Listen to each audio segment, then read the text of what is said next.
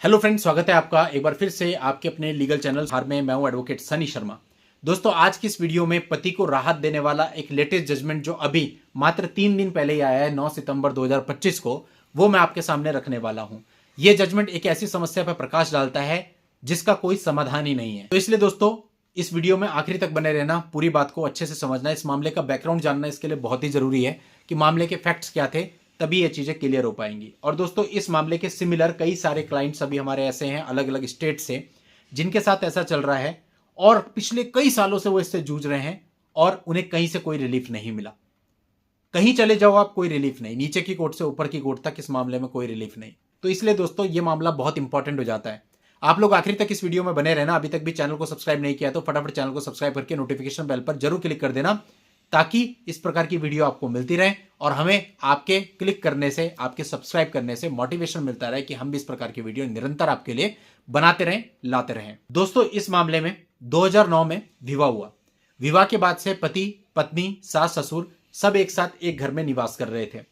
जो ये घर था, ये सास के नाम पे था, यानी मदर इन लॉ के नाम पे था। अब दोस्तों, पति पत्नी के बीच में 2023 में विवाद हो गया और पति ने अपनी तरफ से तलाक का एक मुकदमा फाइल कर दिया।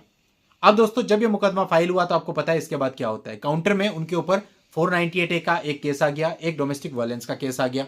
2023 में पति ने वो घर भी छोड़ दिया और जाकर के अलग रहने लगा। अब प्रॉब्लम ये हो गई कि केसेस चल रहे हैं और सास, ससुर और पत्नी तीनों एक ही घर में रह रहे हैं। ऐसे मामले बहुत रेयर होते हैं और ऐसे मामलों में अधिकतर ये होता है कि सास ससुर एक समय के बाद परेशान होकर के अपना घर छोड़ के चले जाते हैं और बहू उस घर में रहती रहती है और फिर पूरे जीवन उस घर को खाली कराने के लिए कोर्टों में चक्कर काटते रहते हैं और वो खाली हो नहीं पाता। तो अगर आप ऐसा सोच रहे हैं, ऐसा कर रहे हैं, तो ये सबसे बड़ी गलती है आपकी। अगर एक बार आपने घर छोड़ दिया ना, तो घर लेना वापस मुश्किल होता है।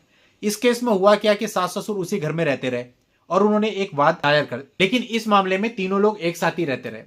पत्नी ने जो डीवी एक्ट का केस फाइल किया था, वहां पर उसने एक पक्षी अंतरिम रिलीफ ले लिया कि उसकी बेदखली उस घर से ना की जाए।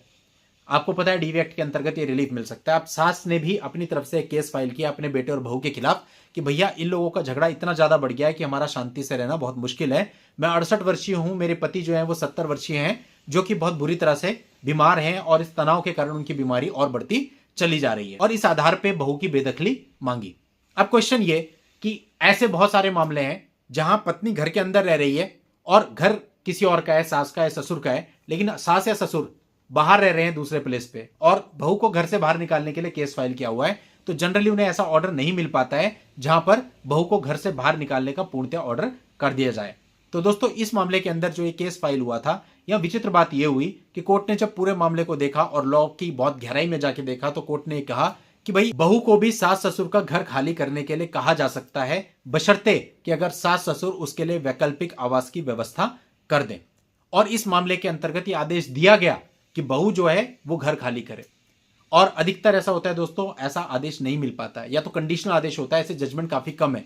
तो यहां बिल्कुल क्लियर आदेश दिया गया कि 60 दिन के अंदर अंदर जो बहू है वो उस घर को खाली कर दे। साथ ही जो सास थी उनको भी आदेशित किया गया कि उसके लिए वैकल्पिक आवास की व्यवस्था करके दें। तो अगर आप ऐसे किसी मामले से जूझ रहे हैं जहां पर आपकी प्रॉपर्टी बीच में फंसी हुई है, पत्नी वहां पे रह रही है, आप लोग बाहर रह रहे हैं, या पत्नी भी वहीं रह रही है, आप भी वहीं रह रहे हैं, और आपका जीना मुश्किल हो चुका है और आपने केसेज फाइल किए हुए अपनी तरफ से, सिविल में आप गए हैं या सीनियर सिटीजन एक्ट में आपने केस फाइल किया हुआ है बहू को घर से बाहर निकालने के लिए, इविक्शन करने के लिए, तो ये जजमेंट आपके बहुत काम आ सकता है।